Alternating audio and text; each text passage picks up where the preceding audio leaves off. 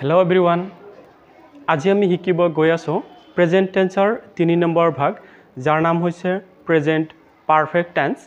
আজি আমি এই প্ৰেজেন্ট পাৰফেক্ট টেন্সৰ বিষয়ে ধুনিয়াকৈ সহজ ভাষাত বুজিবলৈ যত্ন কৰিম। আহা আমি ভিডিঅটো আৰম্ভ কৰো।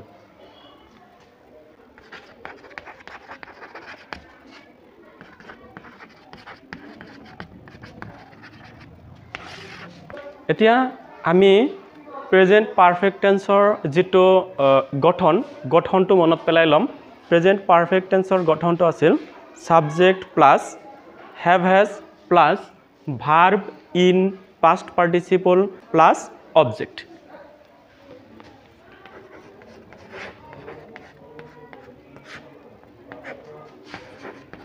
Subject plus have ya has plus verb in past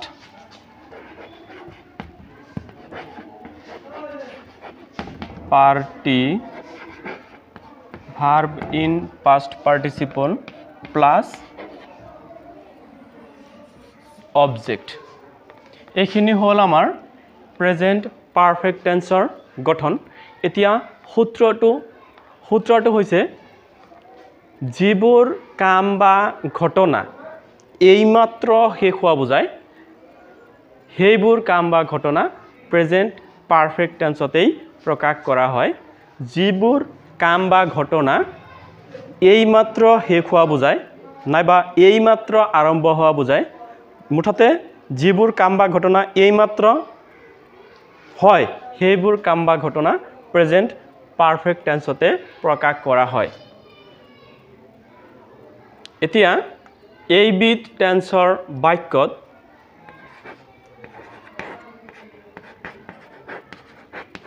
এইবিধ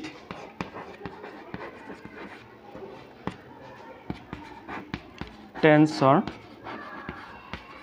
বাক্যত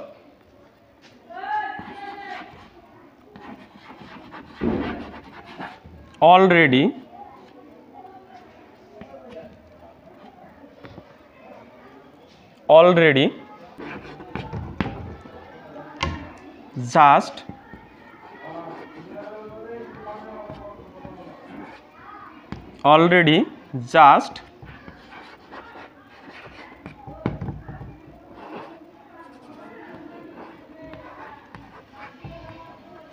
just now, recently,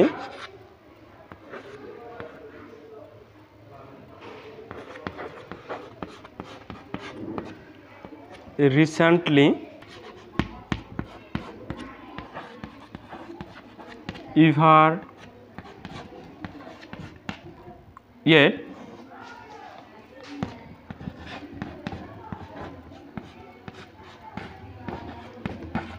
আদি শব্দ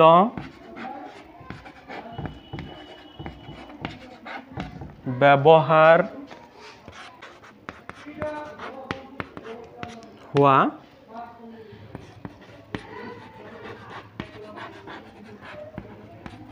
দেখা যায়। এইবিধ টেন্সৰ বাক্যত অলৰেডি, জাষ্ট নাও, ৰিচেণ্টলি, ষ্টিল, ইভাৰ, য়েট আদি শব্দ ব্যৱহাৰ হোৱা দেখা যায়। এতিয়া আমি কেইটামান উদাহৰণলৈ আগবাঢ়ি যাম, তেতিয়া আমাৰ যেটো কনসেপ্ট, আমাৰ যেটো ধাৰণা হেতু ক্লিয়াৰ হৈ যাব। যেনে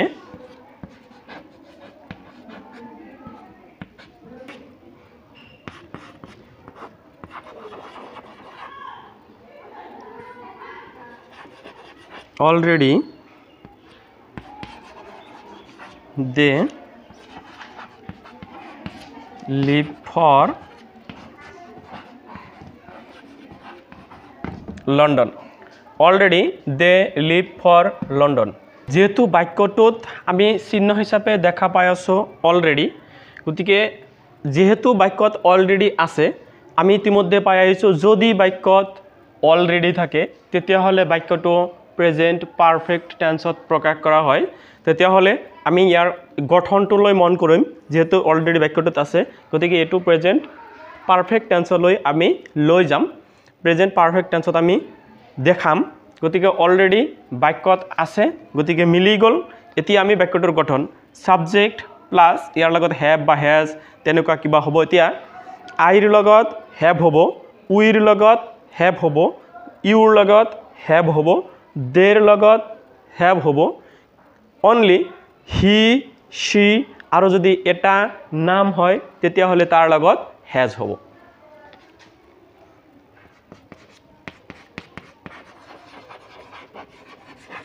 অলৰেডি দে এতিয়া দেৰ লগত আমি হ্যাভ বা হ্যাজ যোগ কৰিব লাগিব ইয়াতে আমি দেৰ লগত হ্যাভ যোগ কৰিব লাগিব দে হ্যাভ এতিয়া আমি ভাৰ্বৰ পাষ্ট পাৰ্টিসিপল ইয়াতে ইউজ কৰিম গতিকে ভাৰ্বৰ পাষ্ট পাৰ্টিসিপল লিভটো হৈছে ভাৰ্ব গতিকে লিভৰ পাষ্ট পাৰ্টিসিপল হৈছে লিভ লেফট লেফট গতিকে লিভৰ পাষ্ট পাৰ্টিসিপল হৈছে left already they have left for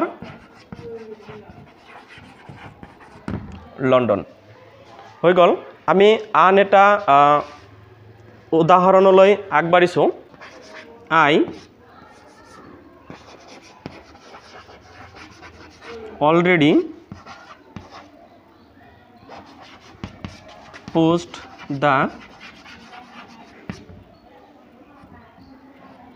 letter I already post the letter তেতিয়াহ'লে ইয়াতেও আমি চিহ্ন হিচাপে অলৰেডি তো পাই গ'লো এতে চিহ্ন আছে অলৰেডি গতিকে বাক্যটোত যদি অলৰেডি আছে তেতিয়াহ'লে ইয়াক আমি প্ৰেজেন্ট পাৰফেক্ট টেন্সতে প্ৰকাশ কৰিম তেতিয়াহ'লে আমি ইয়াৰ গঠনলৈ মন কৰিম প্ৰথমতে আছে কি সাবজেক্ট আইৰ লগত কি হ'ব হ্যাভ হ'ব I have already I have already posted I have already posted the letter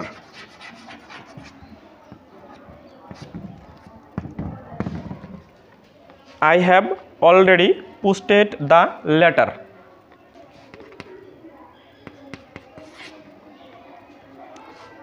number 3 he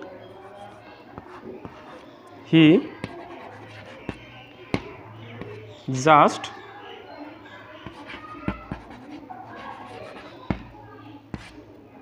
finish his homework he just finish his homework তো ইয়াতে আমি আকৌ চিন্তা চৰ্চা কৰিব লাগিব আমাৰ বাক্যটোত কোন টেন্সলৈ লৈ যাম মানে প্ৰতিটো টেন্সৰে কিবা নহয় কিবা সিগনেল আমি পাই আহিছো চিহ্ন পাই আহিছো ইয়াতে যেটো চিহ্ন পাম জাস্ট এটো ইয়াৰ লগত মিলি গল অৰ্থাৎ এটো প্ৰেজেন্ট পাৰফেক্ট টেন্সতে আমি নিব লাগিব তেতিয়া হলে ইয়াক আমি যদি প্ৰেজেন্ট পাৰফেক্ট টেন্সত শুদ্ধ কৰো কাৰেকচন কৰো তেতিয়া হলে আমি কি লিখিব লাগিব হিৰ লগত কি হ'ব হ্যাভ নহয় হ্যাজ হ'ব হ্যাভ তো নহয় হিৰ লগত হ্যাজ হ'ব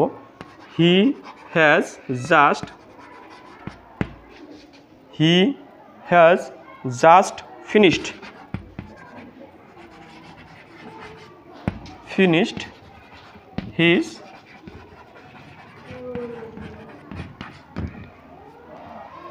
he has just finished his homework হৈ গল নেক্সট আমি আন এটা এক্সাম্পল চাম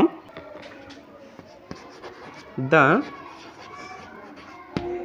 train just reach the station the train just reach the station তেতিয়া হলে ইয়াক আমি কারেকশন কৰিলে কি হ'ব চিহ্ন জাস্ট প্ৰেজেন্ট পাৰফেক্ট টেন্সত আছে গতিকে ইয়াক আমি প্ৰেজেন্ট পাৰফেক্ট টেন্সতে লৈ যাম কি হ'ব সাবজেক্ট the train has যেহেতু ট্রেন এটা হয় গতিকে ইয়াৰ লগত থাৰ্ড পাৰসন সিঙ্গুলাৰ নাম্বাৰ বুলি ক'ব পৰা যাব গতিকে the train has just reached past participle হৈছে reached the train has just reached the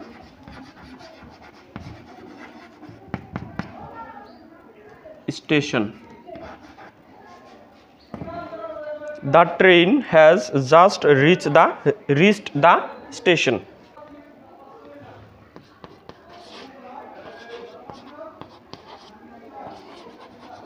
She just invite the party. তেতিয়াহ'লে ইয়াক আমি কাৰেকশ্যন কৰিলে হৈ যাব সৰি এইটো 5 নম্বৰ হ'ব she third person singular number গতিকে ইয়াৰ লগত has হ'ব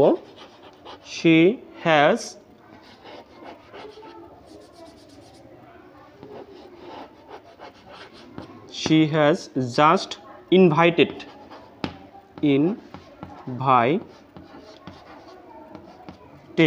the party. She has just invited the party.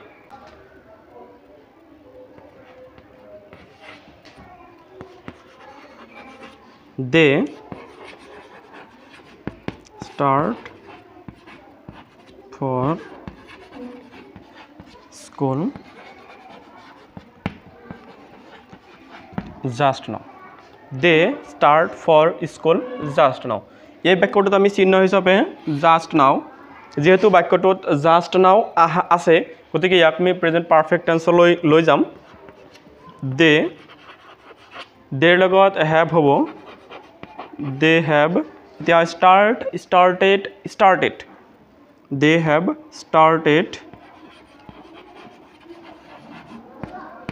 they have started for school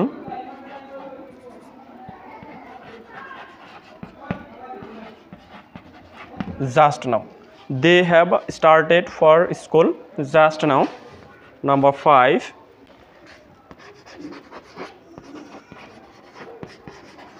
My brother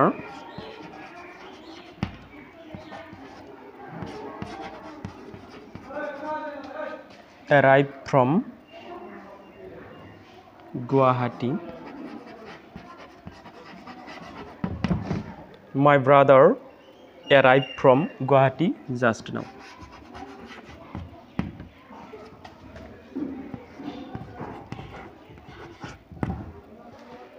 চিহ্ন হিচাপে just now গতিকে আমি ইয়াক প্ৰেজেন্ট পাৰফেক্ট টেন্সতে লৈ যাম my brother has arrived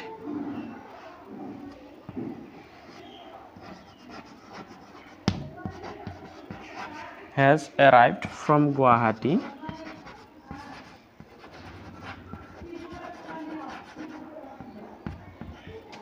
just now.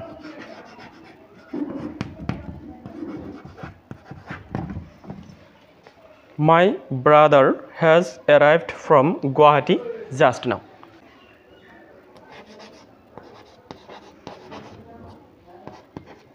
Munni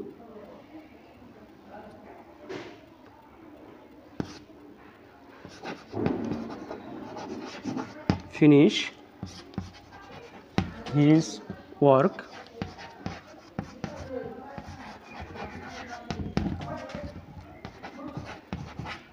just now. Munni finish his work just now. তেতিয়াহ'লে চিহ্ন হিচাপে just now ইয়াক আমি প্ৰেজেন্ট পাৰফেক্ট টেন্সলৈ লৈ যাম মুন্নি has যেহেতু এটা নাম has finished Munni has finished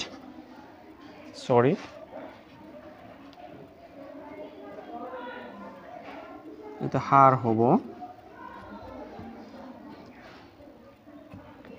Munni finish her homework just now. Munni has finished her work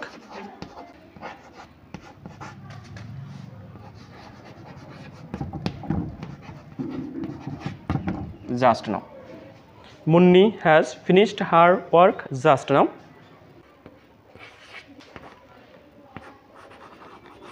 They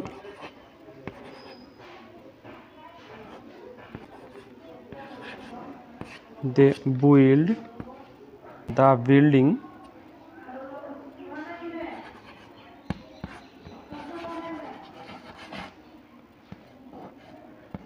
recently.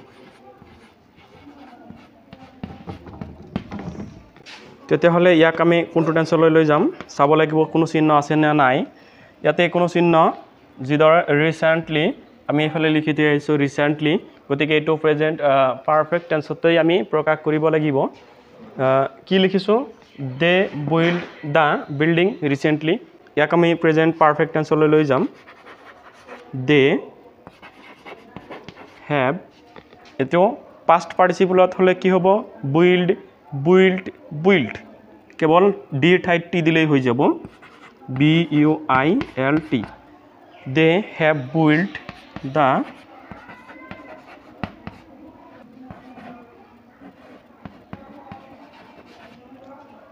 they have built the building recently.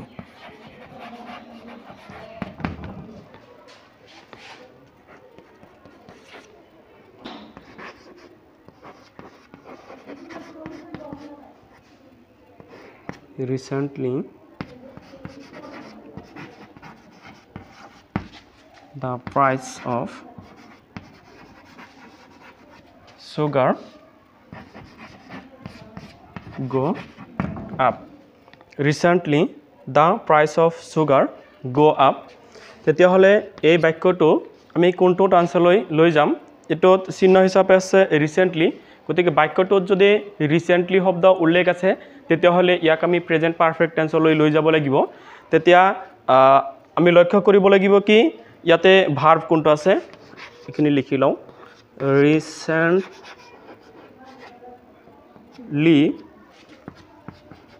the price of sugar recently the price of sugar কি হবো the price of sugar has gone up. Recently the price of sugar has gone up. Manav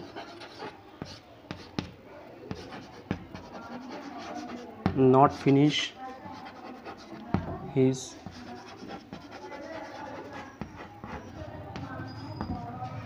homework yet. Manav not finish his homework yet. চিহ্ন yet তেতিয়াহলে কি ইয়াক আমি present perfect টেন্সত প্ৰকাশ কৰিম মানৱ এজন মানুহৰ লৰা মানুহৰ নাম মানৱ has তাৰপিছত আহিব not মানৱ has not finished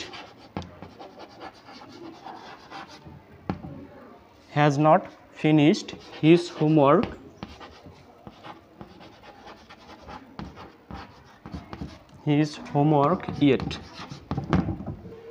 Manav has not finished his homework yet. আৰু কেইটামান বাক্য আমি কাৰেকশন কৰিবলৈ যত্ন কৰিম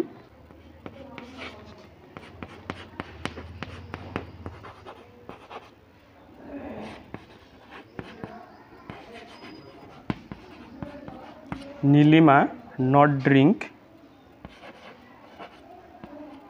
tea yet. Nilima not drink tea yet. Nilima এতিয়াও চা খোৱা নাই তেতিয়াহলে ইয়াক আমি চিহ্ন হিচাপে yet তেতিয়াহলে প্ৰেজেন্ট পাৰফেক্ট টেন্সতে লৈ যাম Nilima has not drank তেতিয়াহলে ইয়াৰ ড্ৰিংকৰ পাষ্ট পাৰ্টিসিপল হৈছে drank drunk. Nilima has not drunk tea yet.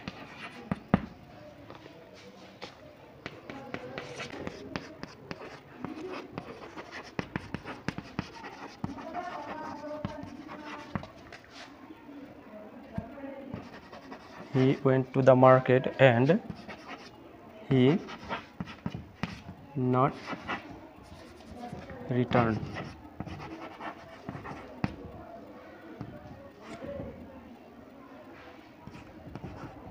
to home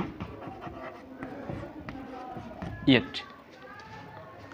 তেতিয়াহ'লে he went to the market and he not returned to whom yet. ইয়াক আমি yet শব্দটো আছে গতিকে প্ৰেজেন্ট পাৰফেক্ট টেন্সলৈ লৈ যাম he went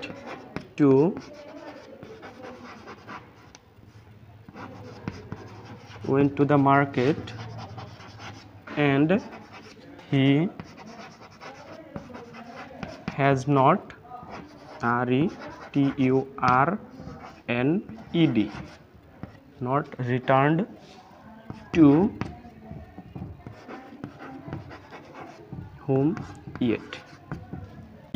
তেতিয়াহ'লে ইয়াক আমি প্ৰেজেন্ট পাৰফেক্ট টেন্সতই প্ৰকাশ কৰিবলগীয়া হ'ব he went to the market and he has not returned to whom yet.